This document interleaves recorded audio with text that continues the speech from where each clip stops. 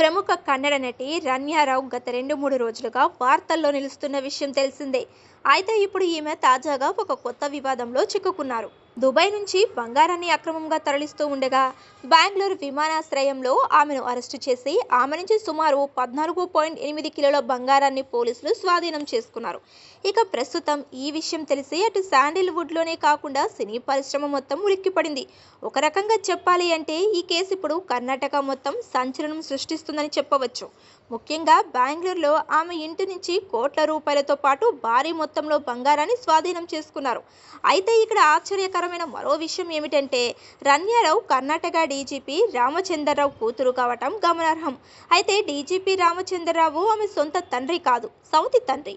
ఈ విషయం మీడియా ద్వారా ఆయన దృష్టికి రావటంతో ఆయన ఈ విషయం తనకు తెలియదని తెలిపారు.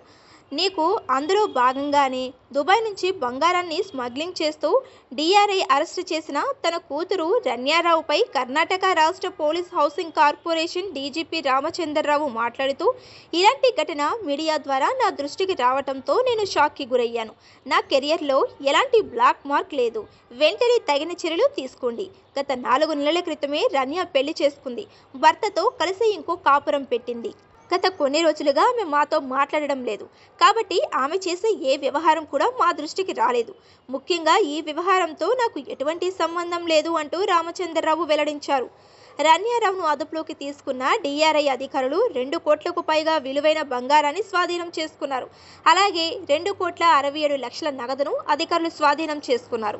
దీనికి తోడు మంగళవారం రోజు 15 కేజీల బంగారాన్ని స్మగ్లింగ్ చేస్తూ బెంగళూరు ఎయిర్పోర్ట్లో రెడ్ హ్యాండెడ్గా పట్టుబడడంతో ఆమె నుండి సుమారు 12.50 కోట్ల రూపాయల బంగారాన్ని సొంతం చేసుకున్నట్లు సమాచారం.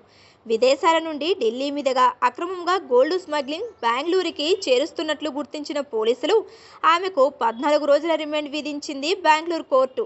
ఈ మధ్య తరచూ దుబాయ్ వెళ్లి వస్తుండటంతో ఆమె మీద కన్నేసిన అధికారులు 15 రోజుల వ్యవధిలోనే ఆమె 4 సార్లు దుబాయ్ వెళ్లటాన్ని గమనించారు.